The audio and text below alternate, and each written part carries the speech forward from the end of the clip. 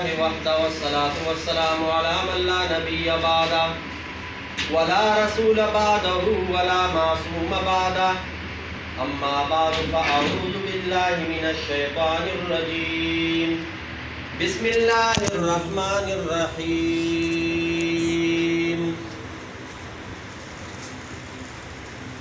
إنما المؤمنون إخوة صدق اللہ مولانا العظیم.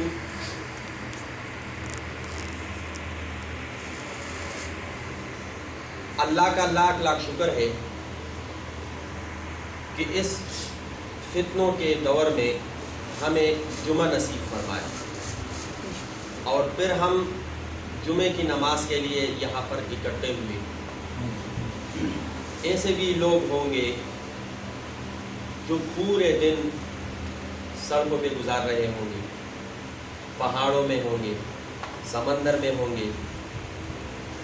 اب یہ ہمارا کوئی کمال نہیں ہے، یہ محض اللہ رب العزت کا رحم اور فضل ہے کہ ہمارے اوپر کیا اور ہم یہاں پر بیٹھے ہوئے ہیں اللہ کو یاد کر رہے ہیں.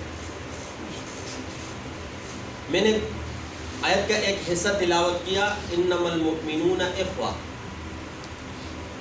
کہ تمام مسلمان آپس میں بائی بائی ہیں. اب یہاں پر یہ نہیں ہے، عورتوں کا کوئی تذکرہ نہیں ہے، لیکن اگر ہم دوسری طرف دیکھیں تو تمام مسلمان چاہے عورتیں ہو یا مرد بہن بھائی ہے، بائی بائی ہے. اب مجھ سے جو بڑا ہے وہ میرے والد کا بھائی ہے، جو مجھ سے چھوٹا ہے وہ میرے بیٹے کا بھائی ہے، جو میرا ہم عمر ہے وہ میرا بھائی ہے. اب اگر یہ تصور ہر بندے کی ذہن میں ہو جو قرآن کا ہے تو کبھی بھی کوئی بھی بندہ کسی دوسری کی بیٹی کو، بہن کو، ماں کو، بیوی کو غلط نظر سے نہیں دیکھے. کیوں؟ اس کو کسی کی بیٹی اپنی بیٹی نظر آئے گا، اس کو کسی کی بہن اپنی بہن نظر آئے گی. یہ جو واقعہ ہوا ہے موٹر میں، اب اللہ جانے کیا ہوا، لیکن جو ہم خبروں میں سن رہے ہیں وہ تو ایسا ہے کہ وہ بیچاری تو جیتی جاگتی مر گئی. اب اگر یہ مری جاتی تو پھر بھی کوئی لوگ افسوس کر دیتے اور ماں میں اسی کے اوپر تو نہ گزرتا. اب وہ کس کو اپنا منہ دکھائے؟ رشتہ داروں میں وہ کس طرح اٹھے بیٹھے گی، محلے والوں میں کس طرح سامنا کرے گی. اب 12 سال کا، 8 سال کا بچے بھی ان کے سامنے، تو ہر ایک اپنے اوپر لے آئے. اب یہ واقعہ ہمارے ساتھ ہوتا، کسی کو کچھ وہ نہیں ہے. اچھا پہلے تو ہم یہ سنتے تھے نا کہ غیر شادی شدہ لڑکی کو کسی نے اٹھا لیا. اب تو بات یہاں تک آ گئی کہ شادی شدہ، وہ بھی بچوں والی، اور وہ بھی بچے ساتھ، کسی دل میں کوئی رحم نہیں. اب ہم دیکھو آسمان نہیں پٹا، زمین نہیں پٹی،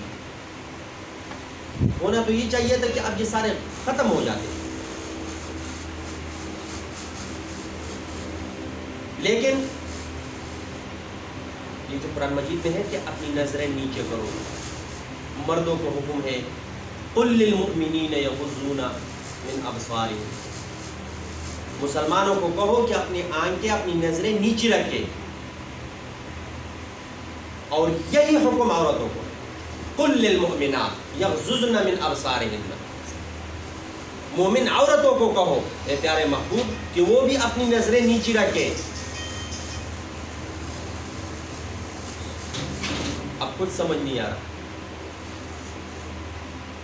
اب جس عورت نے یہ خبر سنی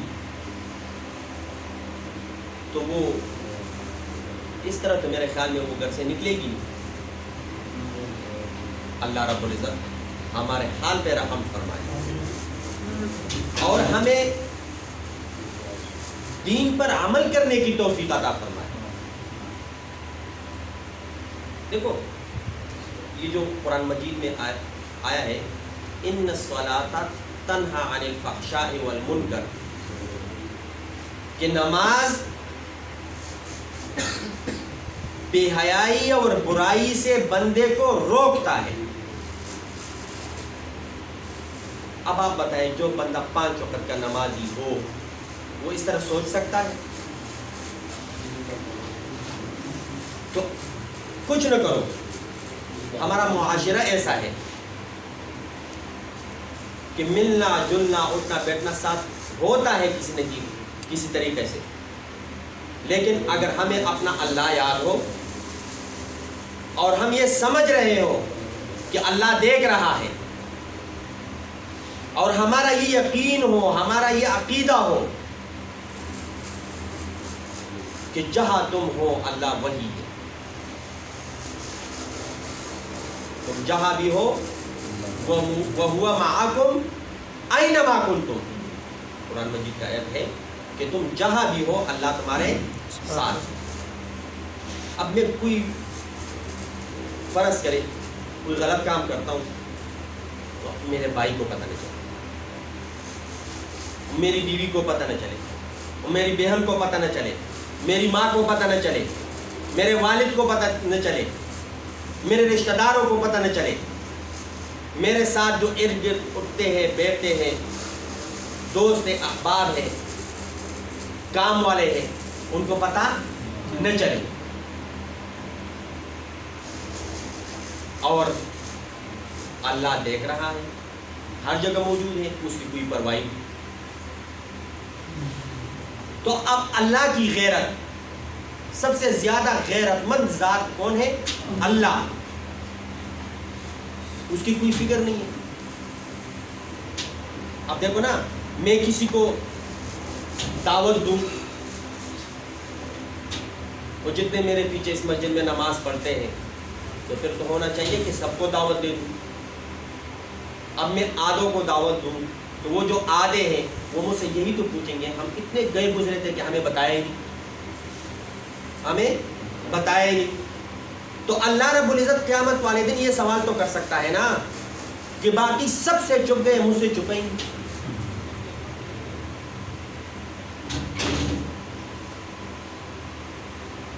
تو ہر بندہ اپنے گریبان میں جا کے، کوئی اتنی مشکل بات نہیں ہے کہ جو ہم سے اللہ کے احکام ٹوٹ رہے ہیں، پتہ کرے کہ وہ آئندہ ہم اس پہ عمل کریں، جو چیزیں نہ کرنے کی ہے وہ نہ کریں، اور جو چیزیں کرنے کی ہے اس پر عمل کرنے کی کوشش کریں۔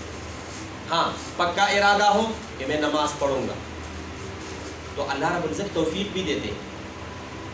ایک بندہ مسجد جاتا نہیں، وضو کرتا نہیں، اور کہتے یا اللہ توفیق دے نماز پڑھنے کا، تو کیسے ہوگا؟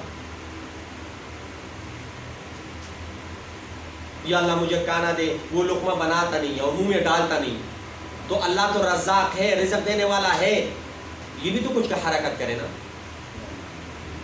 تو جب ہم دعا مانگتے ہیں یا اللہ ہمیں دین پر چلنا آسان فرما، تو ہم بھی دین کے جو احکامات ہیں اس کو سیکھنے کی، سمجھنے کی کوشش کریں گے، اللہ رب العزت عمل ہمارے لیے آسان فرما دے گا۔ اب دیکھو نا، ان دنوں میں ہم روزہ نہیں رکھ سکتے، کیوں؟